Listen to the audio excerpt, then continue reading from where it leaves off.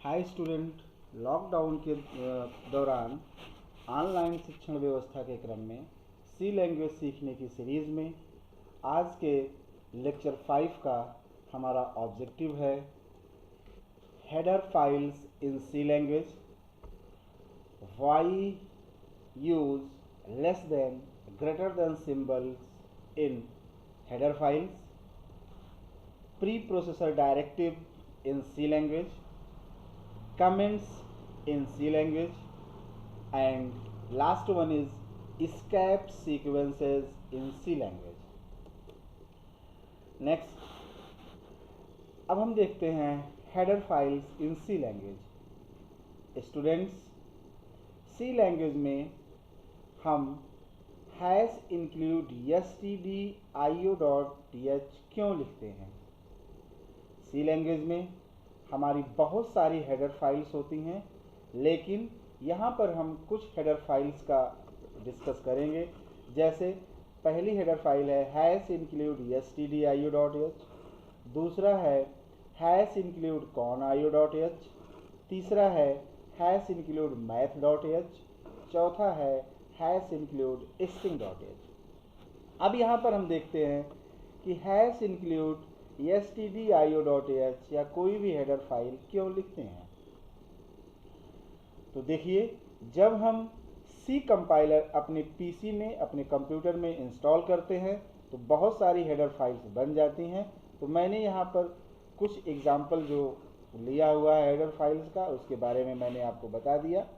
अब यहाँ पर हम stdio.h वाले बॉक्स, ये हमारा जो बॉक्स है stdio.h, इस वाले बॉक्स या एग्जाम्पल पर में देखेंगे जैसे कि stdio.h क्या है, एक फाइल है, यानी standard, std means standard, i means input, o means output, h means header file. तो standard input output header file है। stdio.h फाइल मीन्स कि यह standard input output header file, यानी हम कह सकते हैं कि यह एक डायरेक्टरी टाइप की है, या इसमें इसकी डिफिनीशन लिखी हुई है। यानी printf फंक्शंस का मतलब है कि यदि आप अपने प्रोग्राम में printf फंक्शंस यूज़ करेंगे तो उनसे क्या होगा, इसकी डिफिनीशन इसमें लिखी हुई है। वैसे ही scanf functions, gets function, puts function, getC functions इत्यादि भी इसमें हैं, और इन सभी की डिफिनीशन मीन्स ये सब क्या करेंगे, इसमें पहले से ही लिखा हुआ है। ऐसे ही अब हम देखेंगे कि दूसरा बॉक्स conio.h या दूसरा एग्जाम्पल जो यहाँ पर हमने लिया हुआ है, जो जिसका बैकग्राउंड येलो कलर में है, इसमें देखिए एक और हेडर फाइल है conio.h, इसका मतलब कंसोल इनपुट आउटपुट.h। तो इसके भी सारे फंक्शन जैसे CLR या SCR, getCH, getChe, text colour आदि की डिफिनीशंस यहाँ पर लिखी हुई है। और अब हम देखते हैं ऑरेंज बैकग्राउंड वाले बॉक्स की। यहाँ पर है हमारा math.h। अब यहाँ पर math.h हेडर फाइल की बात करेंगे, यानी इसके जो फंक्शंस हैं मैथ से रिलेटेड, जैसे power, sqrt square, abs, mod f, इनकी भी डिफिनीशन यहाँ पर लिखी हुई होती है।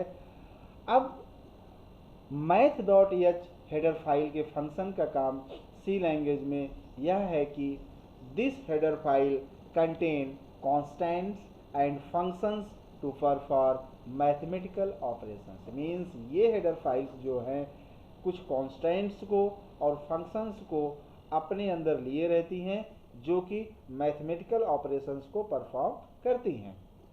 और अगली हेडर फाइल है हमारी string.h।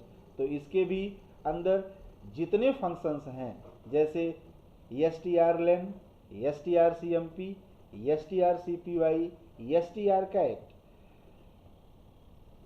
इत्यादि की डिफिनीशन भी इस डायरेक्टरी में लिखी हुई है। इसे मैं डायरेक्टरी बोल रहा हूँ जबकि यह एक हेडर फाइल है। ये ऐसे ही बहुत सारी हेडर फाइल्स सी लैंग्वेज में हैं जिनकी डिफिनीशन सी लैंग्वेज की लाइब्रेरी में डिक्लेयर है। तो इन सारी हेडर फाइल्स के अंदर जो जो फंक्शंस हैं उसका नाम, डिटेल्स यहाँ पर है। जैसा आप देख रहे हैं header file and their usage,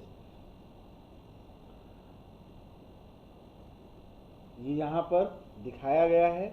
जैसे हम देखें कि हेडर फाइल के अंदर लिखा हुआ है stdio.h।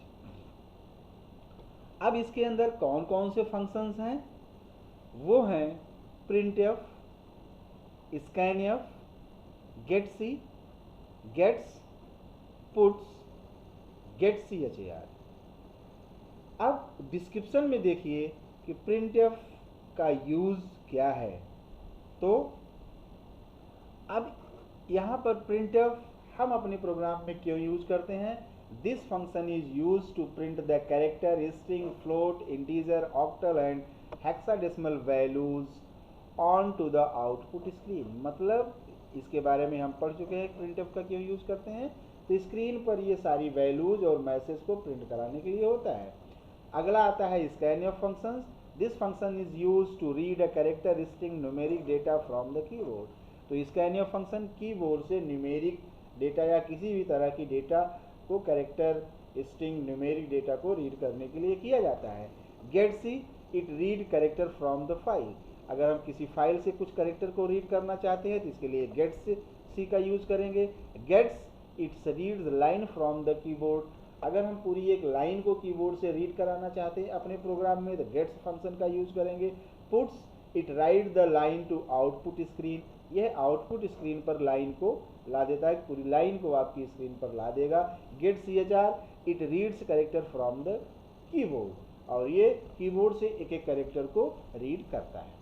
अब दूसरी हमारी हेडर फाइल्स है conio.h। इसके अंदर जो फंक्शंस हैं clr, scr, getch, getche, text colour. अब इसमें clr, scr क्या करता है? This function is use to clear the output screen.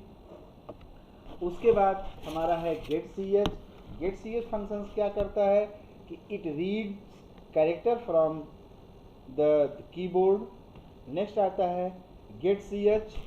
getche, it read character from keyboard and echoes to output screen। and text color, this function is used to change the text color। ये सारे functions के use यहाँ पर दिए गए हैं। Next आता है math.h में पहला हमारा फंक्शन है पावर का। This is use to find the power of the given number. ये गिवन नंबर की पावर को जो है आपकी स्क्रीन पर दिखा देगा, मतलब कैलकुलेट कर देगा। अगर आपने लिखा POW और ब्रैकेट के अंदर लिखा 2,2 तो ये 2 की पावर निकाल देगा। अब sqrt, this function is use to find the square root of the argument passed to this function.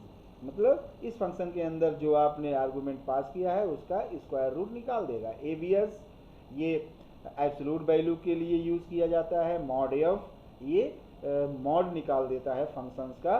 The functions divides value in its integral and fractional part. इसी तरह से string.h है। string.h में फंक्शंस है strlen, मतलब ये किसी भी स्ट्रिंग की लेंथ को फाइंड कर देता है। strcpy, ये सेकेंड स्ट्रिंग में को जो है पहली स्ट्रिंग में कॉपी कर देता है। strcat, पहली स्ट्रिंग को सेकेंड स्ट्रिंग के एंड में जोड़ देता है। Second concatenate second string at the end of, ये फर्स्ट स्ट्रिंग के लास्ट में सेकेंड स्ट्रिंग को जोड़ देता है। जैसे मैंने फर्स्ट स्ट्रिंग लिखा जय, सेकेंड स्ट्रिंग लिखा प्रकाश, तो अगर हम इस फंक्शन को यूज करेंगे दोनों स्ट्रिंग को ये जोड़ देगा, जय प्रकाश प्रिंट कर देगा। strcmp, ये दो स्ट्रिंग को कंपेयर करता है, अगर इक्वल होगा तो 0, नहीं तो ये 1 रिटर्न करेगा। str lwr ये स्ट्रिंग को लोअर कैरेक्टर में कन्वर्ट कर देता है। str upr ये स्ट्रिंग को अपर केस में कन्वर्ट कर देता है। str rev ये किसी भी स्ट्रिंग को रिवर्स में प्रिंट कर देता है। जैसे आपने लिखा डालडा, तो ये डालडा को रिवर्स में बता देगा, तो दोनों का मतलब एक ही होता है। जैसे आपने लिखा राम, तो राम का ये रिवर्स कर देगा मार। तो इस तरह से हमारा ये हेडर फाइल्स और उसके फंक्शंस यूज होते हैं। इस तरह से बहुत सारे हेडर फाइल्स हैं आपके सी लाइब्रेरी में और उसके हेडर फंक्शंस भी हैं। अब मान लीजिए हम 2 नंबर को जोड़ने का प्रोग्राम लिख रहे हैं। मान लीजिए कि हम क्या कर रहे हैं, 2 नंबर को जोड़ने का प्रोग्राम बना रहे हैं। तो इसमें हम string.h और math.h हेडर फाइल को क्यों यूज करेंगे? अगर हम इन सारी हेडर फाइल को यूज करते हैं तो ये हमारे प्रोग्राम में बहुत सारी मेमोरी को लेकर आएंगे। इससे हमारा प्रोग्राम बहुत लेंदी और बल्कि बन जाएगा, तो जो कि आपके सिस्टम में आपके आउटपुट को स्लो कर देगा। तो आप उतनी ही हेडर फाइल ऐड करिए जितनी की आपको ज़रूरत है। तो आप उसी हेडर फाइल को अपने प्रोग्राम में ऐड करिए जिसकी रिक्वायरमेंट आपको हो।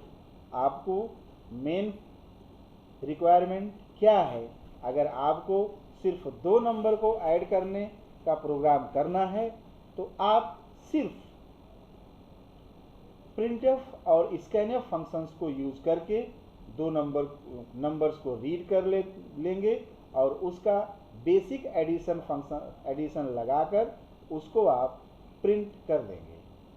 तो ये सारे फंक्शंस आपको stdio.h means standard input output header file में मिल जाएंगे।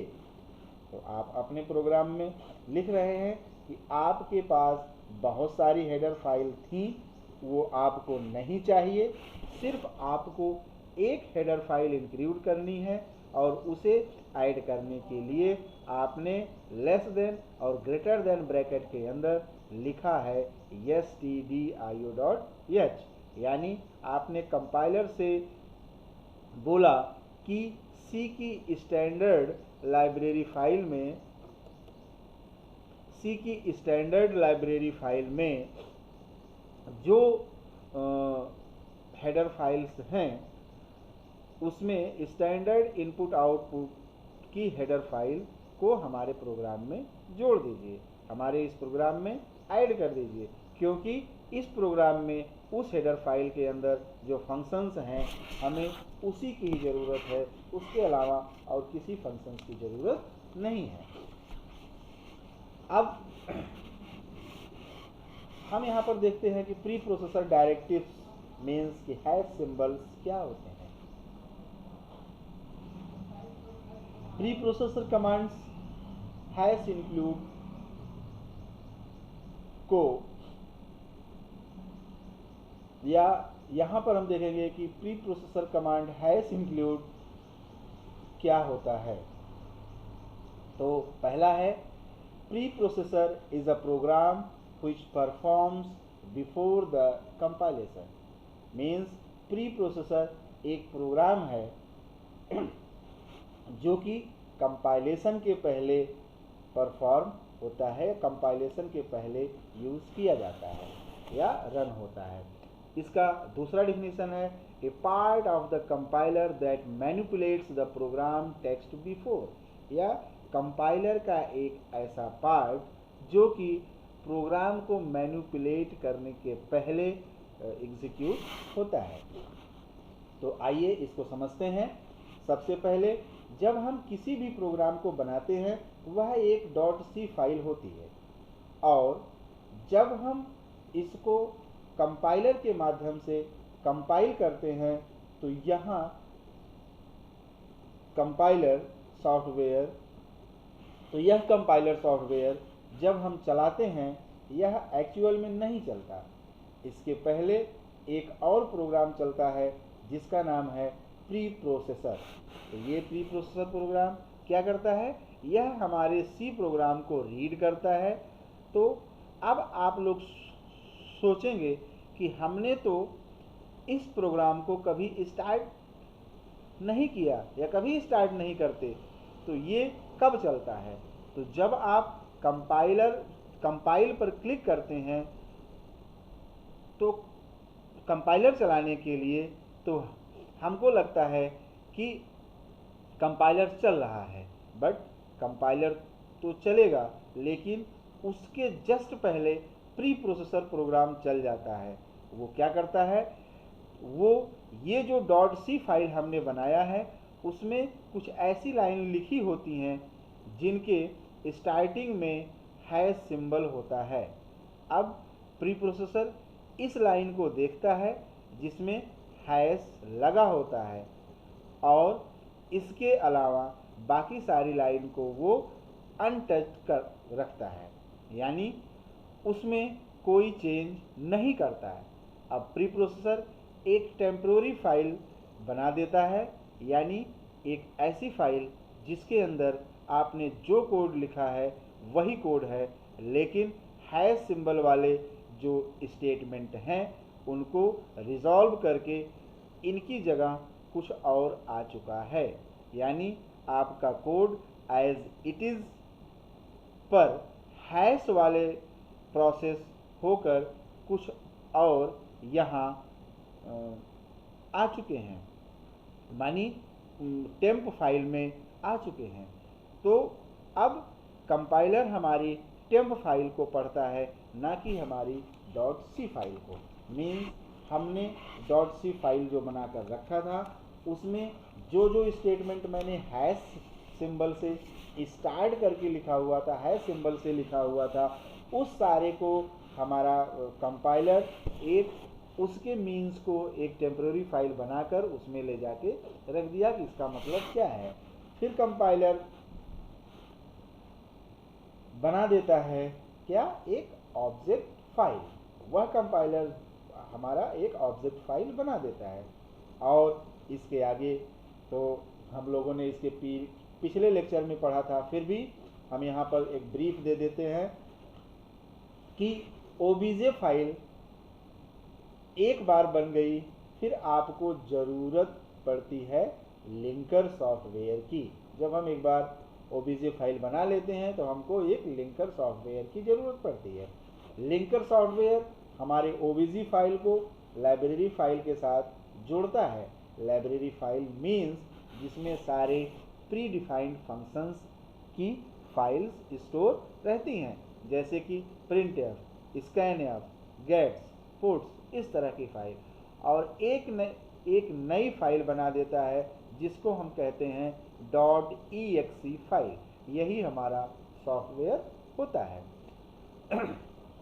तो अब हम देखते हैं pre processor only notice hash started statement. मतलब प्री प्रोसेसर सिर्फ उसी लाइन को नोटिस करता है जिसकी स्टार्टिंग हैश सिंबल से होती है, यानी हमारे प्रोग्राम की वह लाइन जिसका पहला सिंबल हैश है उसी को प्री प्रोसेसर हैंडल करता है। अगला हम देखते हैं hash is called pre processor directive.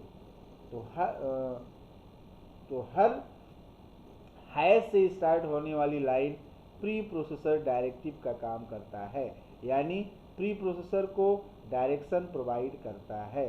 Means कि हैश हमारा क्या कहलाता है, प्री प्रोसेसर डायरेक्टिव कहलाता है। Next, each pre processing directive must be on its own line. एक लाइन में एक से अधिक हैश सिंबल लगाकर हम मल्टीपल लाइन नहीं प्रोवाइड कर सकते हैं, या हम कह सकते हैं कि एक लाइन में एक से अधिक सिंबल का यूज़ हम, सिंबल मीन्स एक लाइन में एक से अधिक हैश सिंबल का यूज़ हम नहीं कर सकते हैं। The word after hash is called pre processor. तो हैश सिंबल के बाद जो शब्द लिखा होता है हम उसे प्री प्रोसेसर कमांड कहते हैं।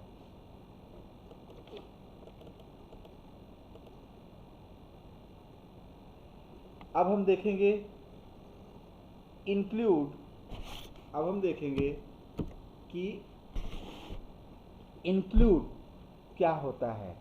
तो इंक्लूड बहुत सारी प्री प्रोसेसिंग कमांड में से एक प्री प्रोसेसर कमांड है, जिसका मतलब होता है किसी एक्सटर्नल फाइल के कंटेंट को हमारे प्रोग्राम में इंक्लूड कराना।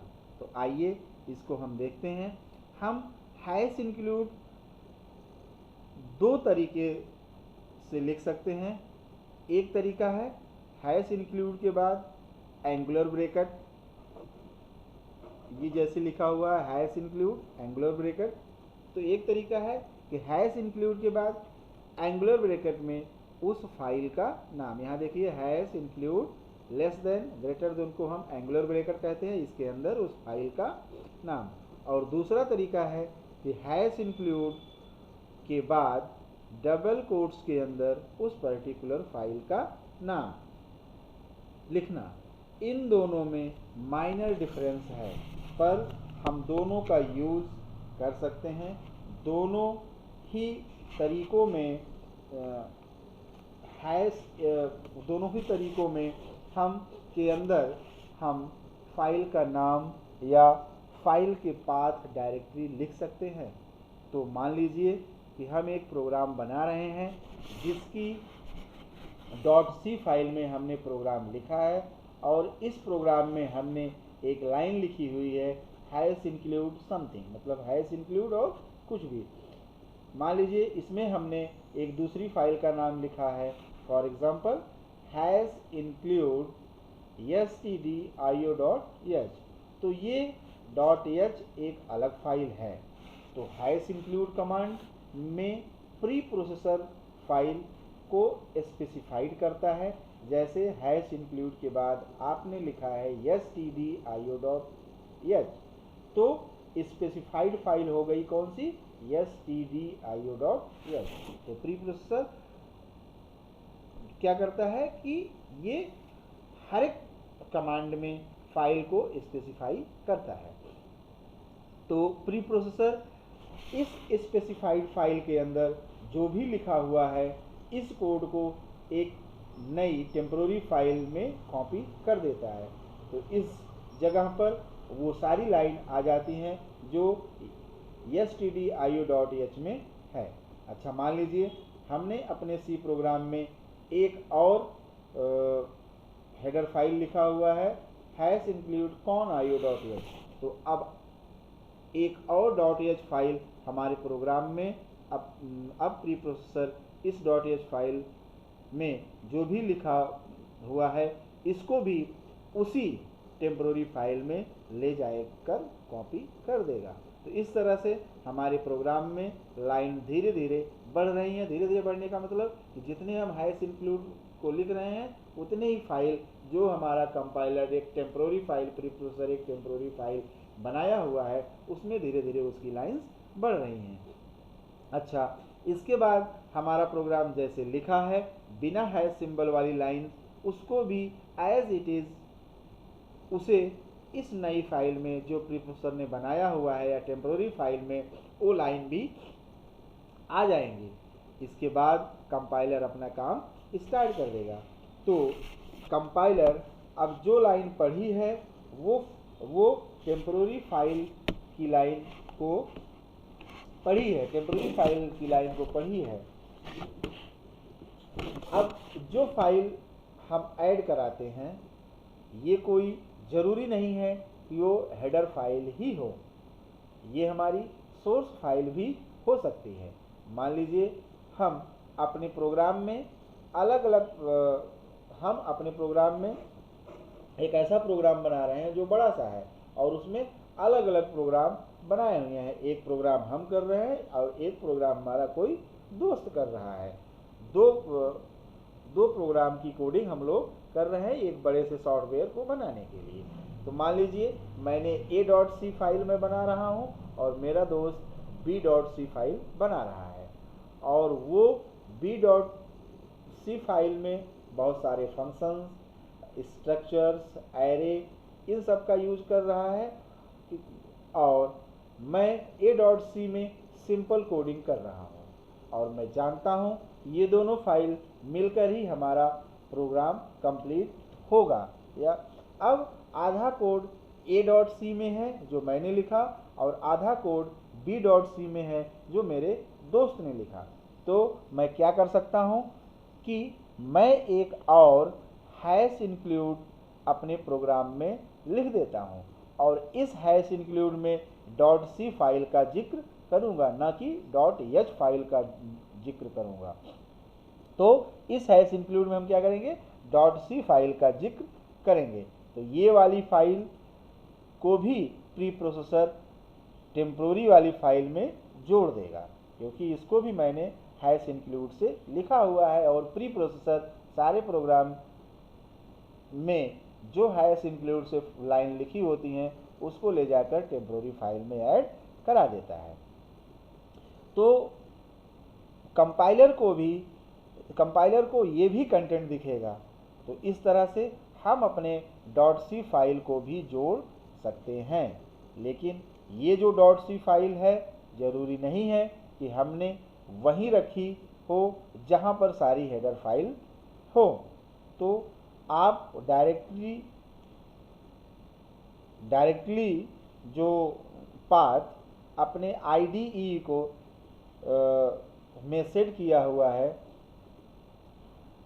सेट करके रखा हुआ है, वो उसी पाथ पे जाकर हेडर फाइल को ढूंढता है। IDE का मतलब होता है, क्या होता है, इंटीग्रेटेड डेवलपमेंट इन्वायरमेंट। तो ये इस सॉफ्टवेयर के लिए जो IDE आपने अपने प्रोग्राम के लिए, कंपाइलर के लिए सेट करके रखा है, वो हमारा जाकर इस .c फाइल को भी उसी में ढूंढता है।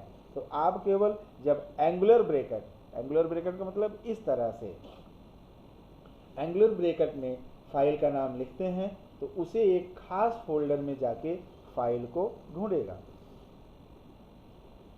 लेकिन यदि ये मेरी .c फाइल कहीं और रखी हो तो मुझे उसका पूरा पाथ स्पेसिफाई करना होगा, और ऐसा करने के लिए मुझे एंगुलर ब्रैकेट में नहीं डबल कोट्स लगाने होंगे। फिर मैं डायरेक्टली का पूरा पाथ लिख सकता हूँ, जैसे मैंने लिखा हुआ है c://tc/bin/stdio.h। तो इस तरह से जब मैं अपने प्रोग्राम में पूरा पाथ लिख दूंगा तो ये वाली फाइल जुड़ जाएगी। तो आप यहाँ देख सकते हैं कि दो तरह के हेडर फाइल्स हैं। एक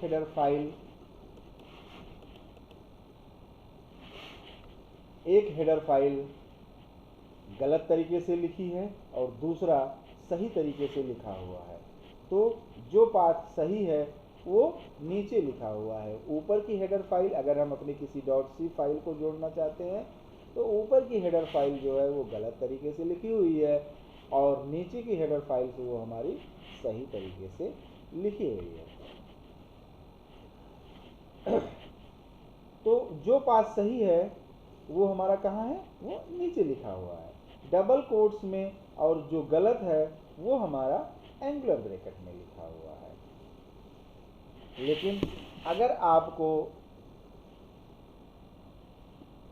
पूरा पाथ स्पेसिफाई करना है तो डेफिनेटली आपको डबल कोट्स लगाना पड़ेगा, या हम कह सकते हैं कि दोनों, जो रॉन्ग में लिखा हुआ है, जो करेक्ट में लिखा हुआ है, दोनों सेम चीज़ हम लिख रहे हैं। लेकिन चूंकि हमें अपने उस फाइल का पाथ पता नहीं है तो इसलिए हम उसे एंगुलर ब्रैकेट में लिखते हैं, और अगर उसकी फाइल का पाथ पता है तो उसे हम क्या करते हैं, उसे हम डबल कोट्स के अंदर लिखते हैं।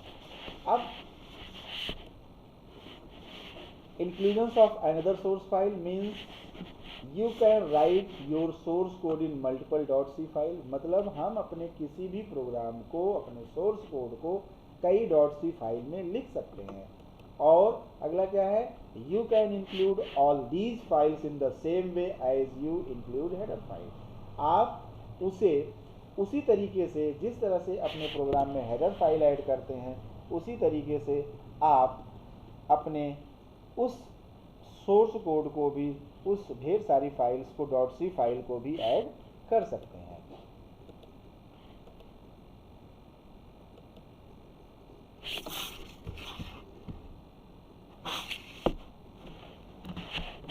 अब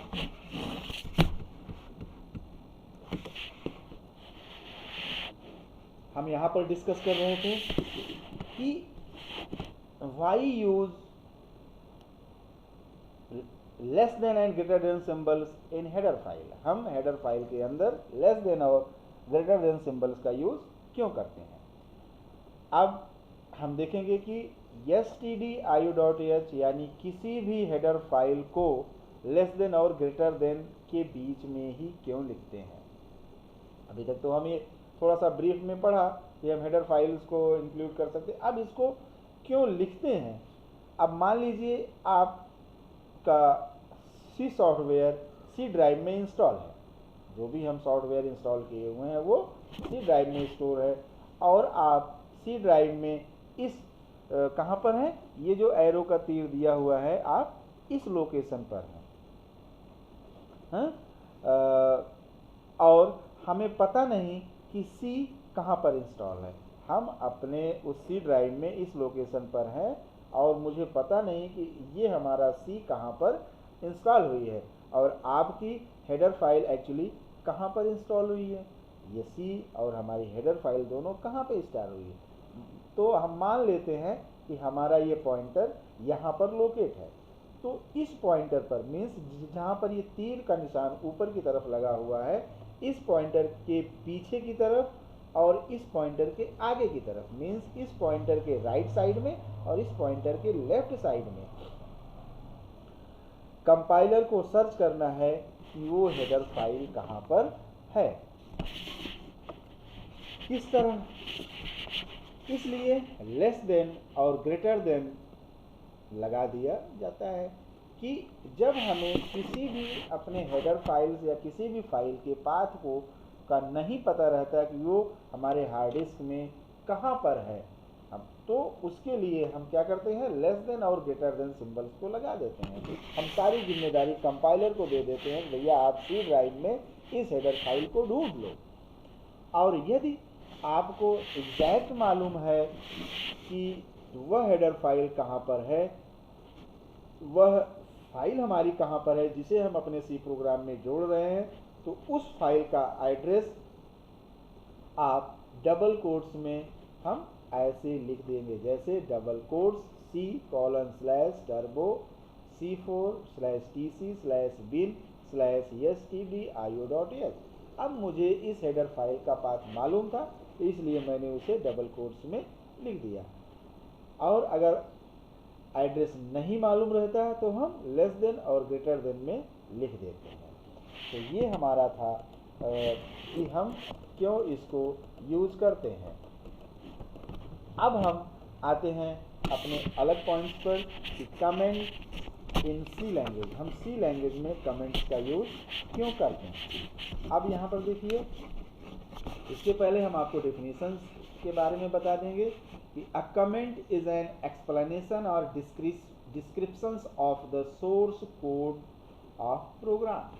मतलब कमेंट्स हमारा जो होता है सोर्स प्रोग्राम या हमारे प्रोग्राम का एक्सप्लेनेशन या डिस्क्रिप्शंस होता है कि हमारा प्रोग्राम क्या कर रहा है। There are two types of comment in C. C language में हमारे दो तरह के कमेंट्स होते हैं, पहला सिंगल लाइन और दूसरा मल्टीपल लाइन कमेंट। अब सिंगल लाइन कमेंट क्या होता है, a comment that start with a slash asterisk and end with the asterisk slash means comments that starts slash asterisk and end with the character asterisk slash is known as is called या is known as multiple line comment। और single line comments क्या होते हैं? Single line comments which uses a double slash dedicated to comment single line। तो जो हमारा double slash से लिखा जाता है हमारे प्रोग्राम में, उसे हम सिंगल लाइन कमेंट कहते हैं। अब हम देखते हैं कि रूल्स सी लैंग्वेज के क्या कमेंट्स के क्या रूल्स होते हैं। तो हमारा पहला है, comments are something like notes in the code and are used to explain code logic. Means comments को हम कोड में एक नोट की तरह और कोड के तर्क को समझाने के लिए यूज करते हैं। या comments are use for increasing readability of the program. Comment को प्रोग्राम को अच्छी तरह से पढ़ने और समझने के लिए यूज करते हैं। Comments provide clarity of the source code allowing other to better understand.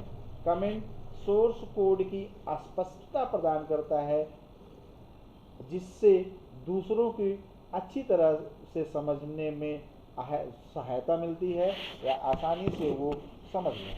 First line start with the character slash asterisk end in with the character asterisk slash is in the comment. तो comment में हमारी पहली line slash asterisks और last line asterisk slash से start होती है और इसी को हम बोलते हैं multiple line comment. There can be single line और मल्टीपल लाइन कमेंट्स। तो हमारे सिंगल लाइन और मल्टीपल लाइन दो तरह के कमेंट्स हो सकते हैं। Comment can be placed anywhere in the programme.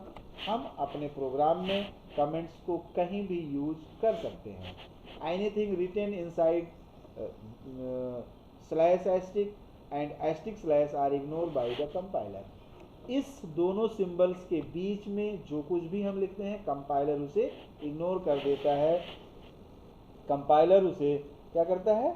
Ignore कर देता है, उसको नज़रअंदाज कर देता है, उसको पढ़ता नहीं है। You can use many comments in a program as you want. आप अपने प्रोग्राम में बहुत सारे कमेंट्स को यूज कर सकते हैं जैसे आपको आवश्यकता हो। अब हम आते हैं एस्केप सीक्वेंसेस इन सी।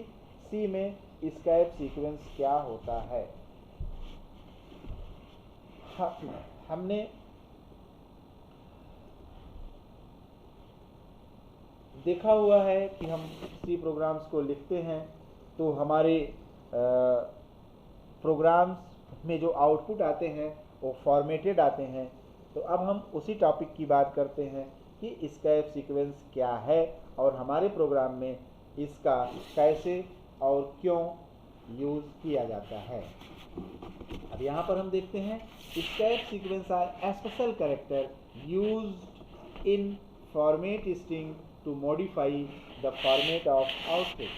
मीन्स एस्केप सीक्वेंस एक स्पेशल कैरेक्टर होता है जो कि प्रोग्राम में आउटपुट फॉर्मेट को चेंज करने के लिए यूज़ किया जाता है। सी लैंग्वेज में बहुत सारे एस्केप सीक्वेंस हैं जो कि नीचे इस टेबल में दिए गए हैं। These character are not displayed in the output. जब भी हम प्रोग्राम के अंदर एस्केप सीक्वेंस को यूज करते हैं तो वह हमारे प्रोग्राम के आउटपुट में नहीं दिखता है।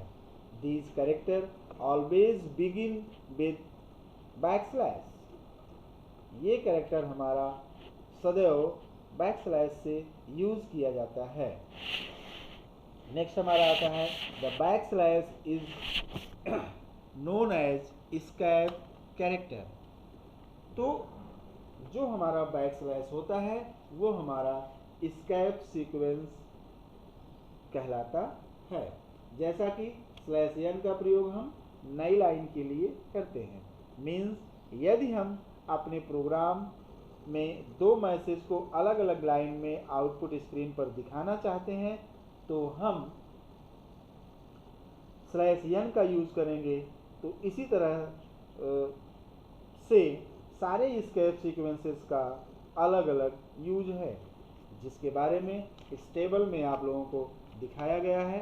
जैसे देखिए यहाँ पर है स्कैप सीक्वेंसेस और उसकी meaning, slash N new line character, ये स्लैश एन का हमारा यूज़ नई लाइन कैरेक्टर के लिए यूज़ होता है, स्लैश बी बैक स्पेस के लिए, स्लैश टी हॉरिजॉन्टल टैब के लिए, स्लैश वी वर्टिकल टैब के लिए, स्लैश ए अलर्ट कैरेक्टर के लिए, स्लैश क्वेश्चन मार्क अगर आप अपने आउटपुट में क्वेश्चन मार्क लगाना चाहते हैं तो स्लैश और क्वेश्चन मार्क का सिंबल लगेगा, अगर आप अपने आउटपुट में डबल कोट्स लगाना चाहते हैं तो उसके लिए slash double quotes, slash single quotes और बैक स्लैश अगर आप लगाना चाहते हैं तो ये यहाँ पर यूज़ होगा। अब हम आज के ऑब्जेक्टिव, सारे ऑब्जेक्टिव को इस एग्जाम्पल के रूप में देखेंगे।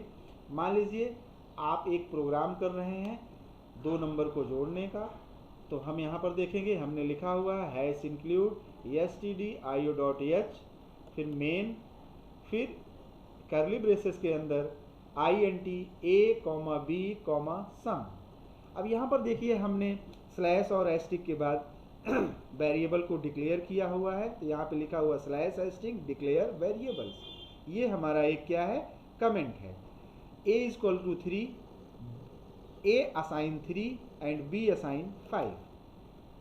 अब यहाँ पर आगे लिखा हुआ है sum equal to a plus b, यहाँ पर ये हमारा मल्टीपल लाइन कमेंट्स है और यहाँ पर हमने डबल स्लैश में लिखा हुआ है सम ऑफ 2 नंबर्स 3 एंड 5। ये उस यूज़र की समझ में आ जाएगा जो इस प्रोग्राम को रीड कर रहा है, यहाँ पर 2 नंबर 3 और 5 को जोड़ा जा रहा है।